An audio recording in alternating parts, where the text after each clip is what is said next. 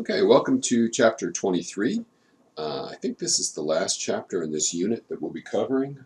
Chapter 24 in the text is theoretically part of this unit, but as I recall, it's more international law, and space law. So I really don't think that the impact on business law is sufficient that we should go ahead and include it. So chapter 23 will end this unit examination. And then next time we're actually going to jump forward here in business law about 10 chapters. But let's go ahead and jump into warranties. Warranties are guarantees, of course, and we're going to talk about some different warranties. The first warranty that we're going to talk about is warranty of title. Now this is an automatic warranty. If you are a seller here, and all warranties arise from a sale, if you're a seller here, warranty of title is automatically created. And it really is a small bundle of rights that the buyer gets from the seller. First of all, a warranty of good title, a warranty there's no liens, and a warranty there's no infringements are the big three. So good title means just what it sounds like, that you are in fact the owner of the property, that you have a right to transfer the property, that you can convey to the person rights against everyone in the world, so that you're not a thief, you're not, you haven't committed fraud, you haven't committed embezzlement, that this is yours. The second one is liens. Now, we haven't talked too much about liens in this class. There are mechanics liens, which are liens against personal property. There are real property liens. Excuse me. Let me back up. Mechanic liens. Never mind. Not critical. There are different types of liens. Innkeeper liens, mechanics liens, just dozens of different types. And if you are selling property, you're warranting that there are no liens on the property, that there's nothing wrong with it. And we're talking property, both personal property and real property there. Of course, if there is a lien on the property, so let's suppose I'm selling my car to you, and I say, you know, there is a lien. This I still owe money to GMAC, or I still owe money for this to a local mechanic, but I'm informing you of this, and best, of course, to put that in writing. Here's notice that there is a lien attached to it. Well, that's fine, but you have to notify people. Now, the third one's a little bit more subtle. It probably doesn't arise too often in a regular consumer sale, but in a larger sale, perhaps a business sale, it could more often arise. It's warranting that there's no problem with a copyright, that what I'm selling you is not copyrighted material, that what I'm selling you isn't a violation of trademark or isn't a violation of patent. So essentially what you're saying is you have the intellectual right to own what you're selling. If there is a breach of any of those, you can say, well, you know, if there is a claim of patent infringement or a claim of trademark infringement or a claim of copyright infringement, I will come and defend you, that I will stand between you and that lawsuit. You can do that too. If you're going to disclaim warranty of title, first of all, that should be a red flag to anyone buying anything. You can't just say, we disclaim all warranties. That's not going to be sufficient. You actually have to conspicuously, usually in larger font and different ink, say, I'm not sure that I have good title to this. I'm just selling it to you. Where would you see something like this? I mean, if your warning bells aren't going off already in your head. Well, you would see it in something like a sheriff's sale. So sheriffs often possess or repossess property. Sometimes they come across property that was stolen. They recovered at a thief's house. Well, they don't know who owns it, but they have the right to sell it.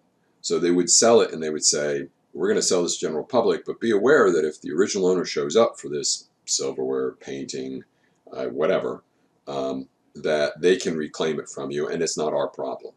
We're just selling you what we have right now, which is a possessory interest, not a true ownership interest. All right, now the next category of warranties are express warranties. Express warranties, and usually the easiest way to think about express warranties for students is to think about the idea of express being written warranties.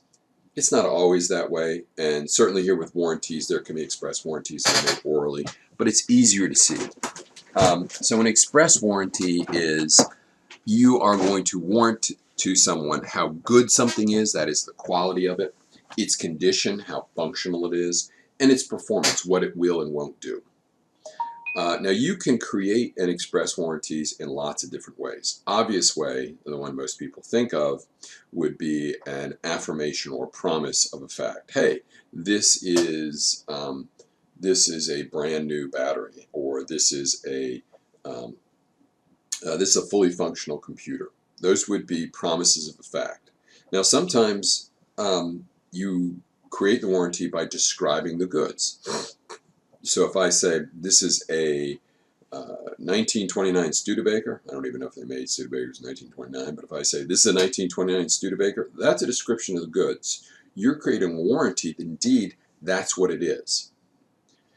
Another way you can do this, third way, is you can provide a sample.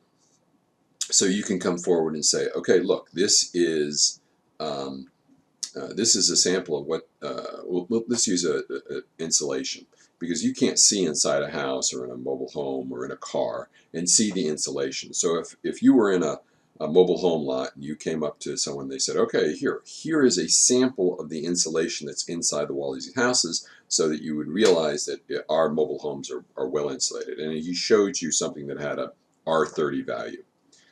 R30 is a rating for insulation of a type. That would be a warranty that inside the mobile home you were buying is an R30, is that type of insulation. Any later goods must conform to samples. Now, they also can be created by an advertisement. And there is no need for precise words. You don't need to say, this is a warranty, this is a promise. Any promise to become an express warranty must be part of the basis of the bargain. And by that I mean it is important that it's not just an offhanded remark, quickly made. So I'm selling you a car and I say, hey, you didn't know this, but this car was owned by the niece of Muhammad Ali.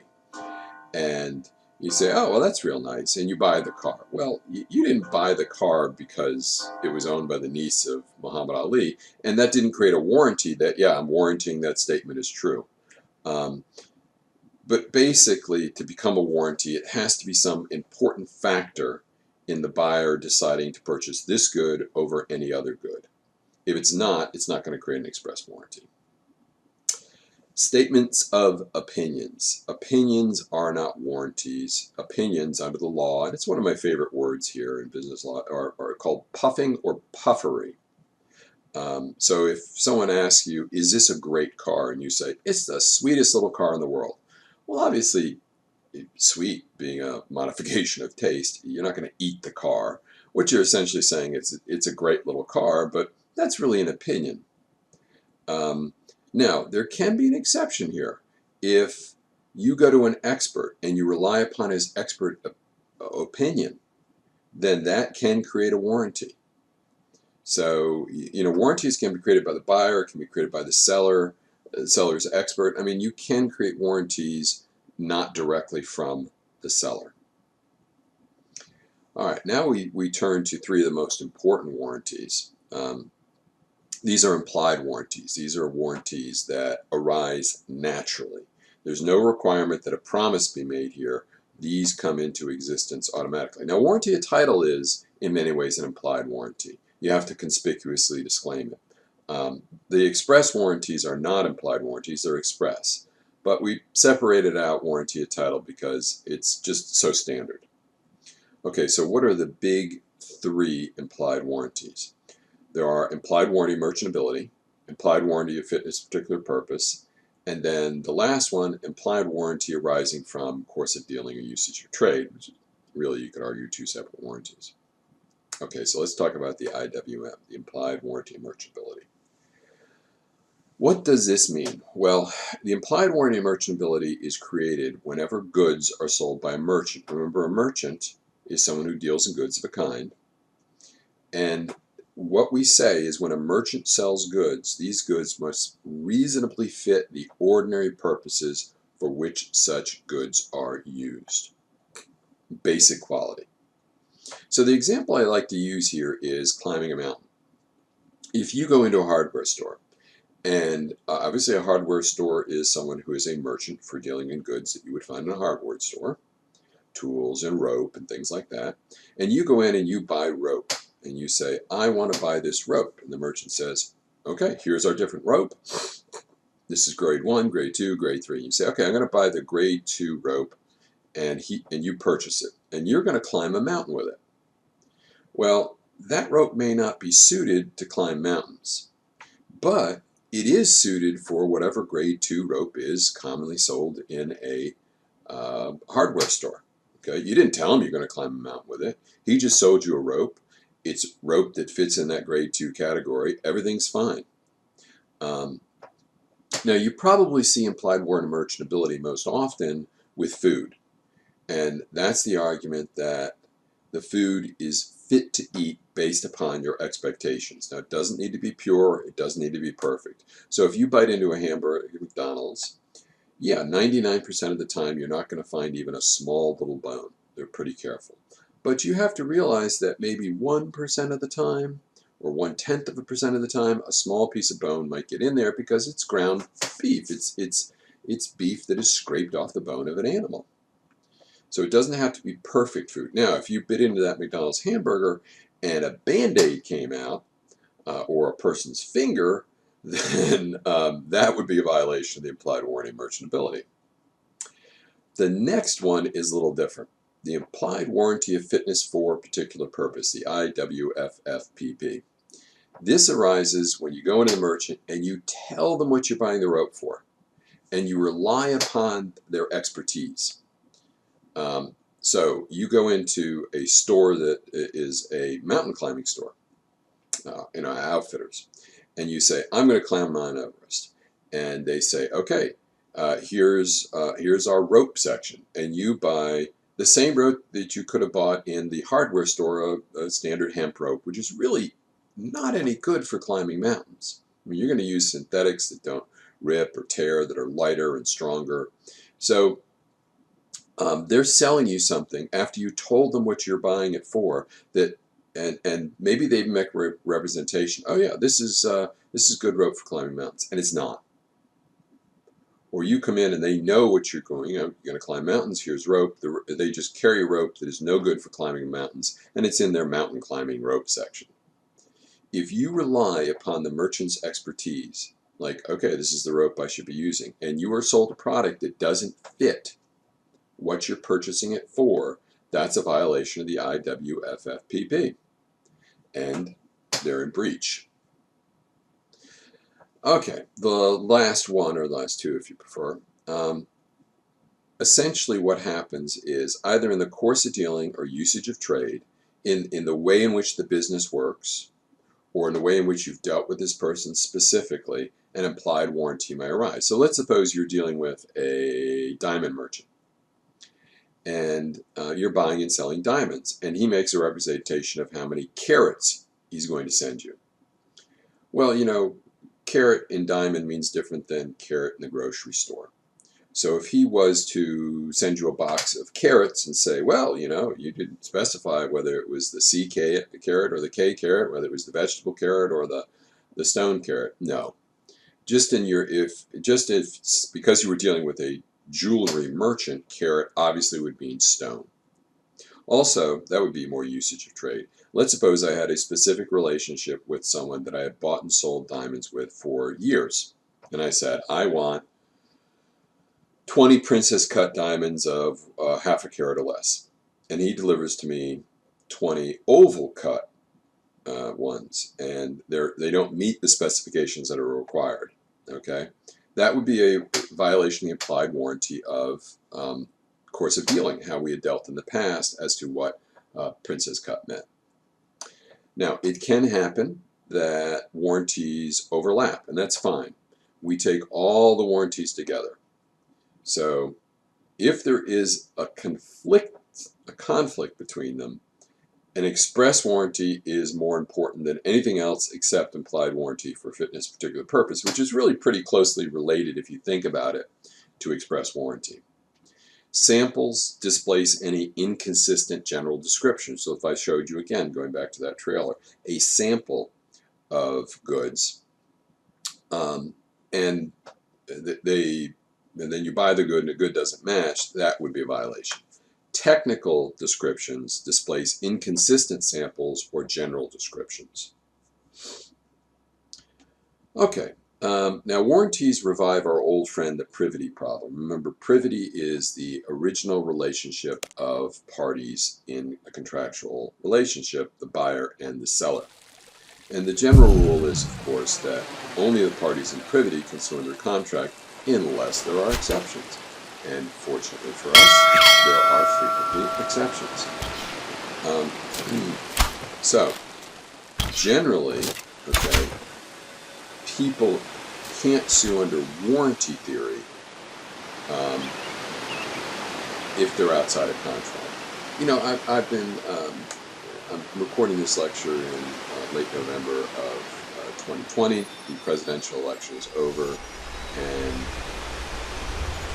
I've been getting lots of questions from friends about the lawsuits that the President of the United States has filed, or his team has filed. And this really, bear with me, I'm not trying to make a political point here, I'm trying to explain something about cause of action.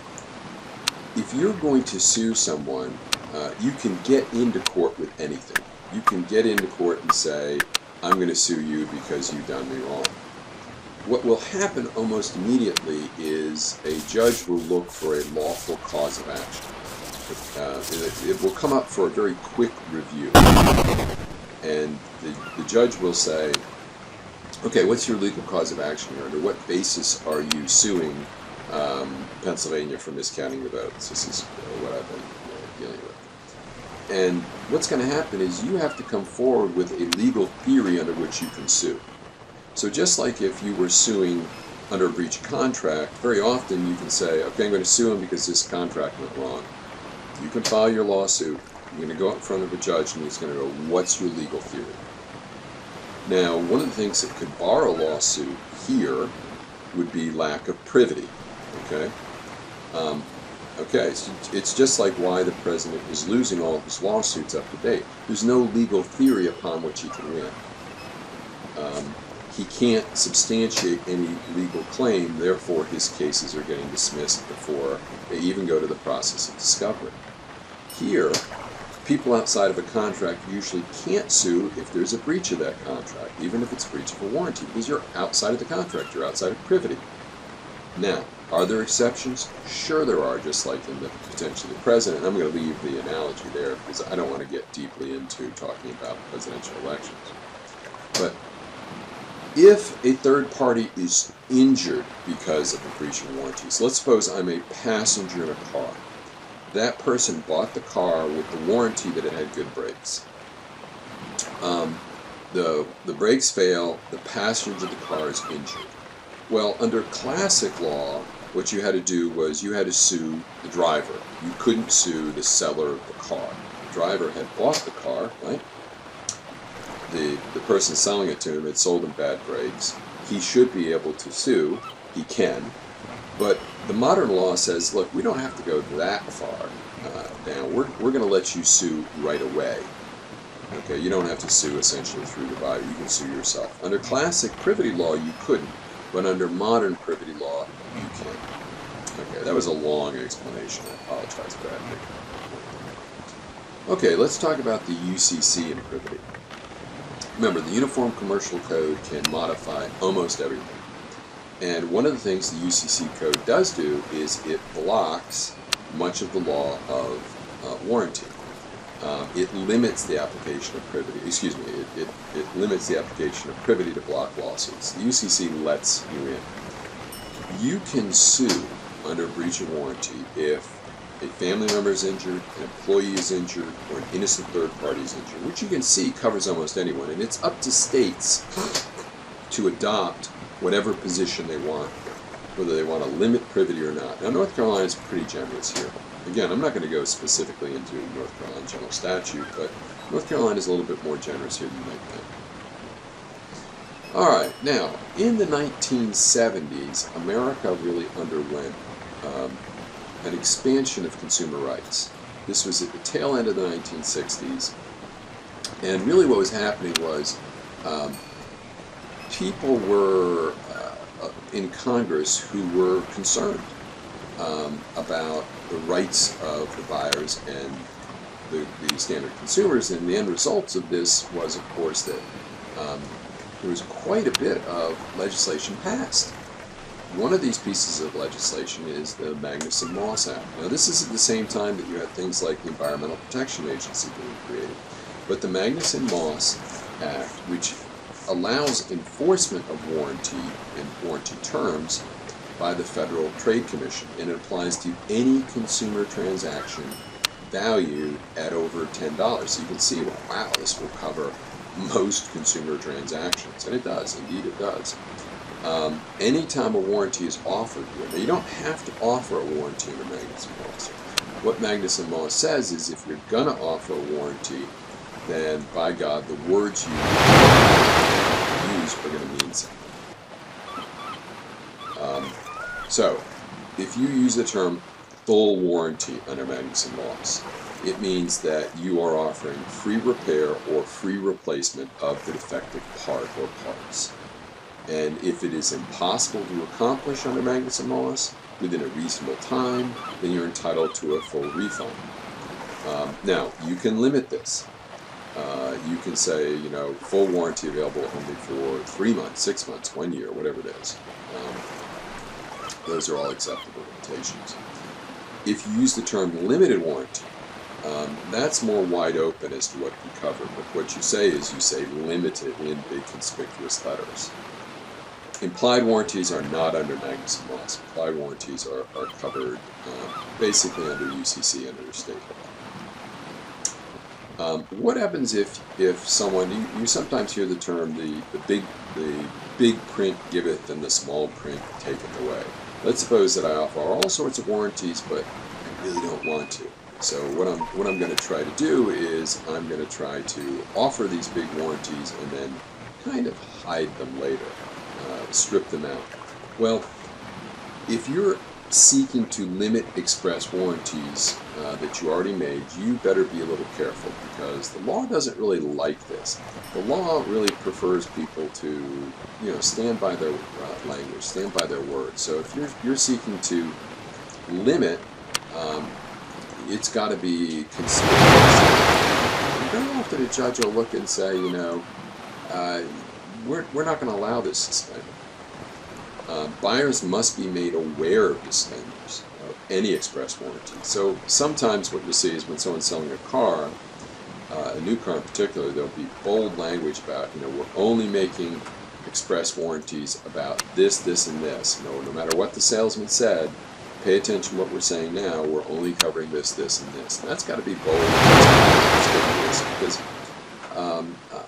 otherwise, you know, you could see how this would really be an area that would be rife for fraud.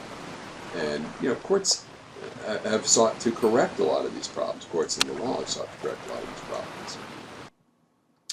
So the buyer must be made aware, and usually you have to give these express disclaimers of express warranties in larger type and or different color. What about disclaiming or implied warranties? Well, first of all, you usually can't disclaim warranty of title unless you do it conspicuously, obviously, overtly, and I mean huge honking print and flashing lights and the whole 9 yards. But if you use as is or with all faults when you sell something, that generally disclaims the implied warranty merchantability. It essentially tells you, using the little Latin phrase, caveat emptor, buyer beware. You're buying something and you're not necessarily going to know how good or how bad it is. It's up to you to really determine it yourself. If you are going to disclaim the implied warranty of fitness for a particular purpose, there we're going to require you to come right out and say it. You can't simply put as is and figure the implied warranty of fitness for a particular purpose is gone. You got to tell me. So, again, any disclaimer should be different size font, larger print. Now, If there's an examination, if you examine or had reasonable opportunity to examine and fail, then you might waive any defect that would recently have been discovered. So you can't completely rely upon just, these implied warranties to give rise to things. You've got to be a reasonably informed buyer.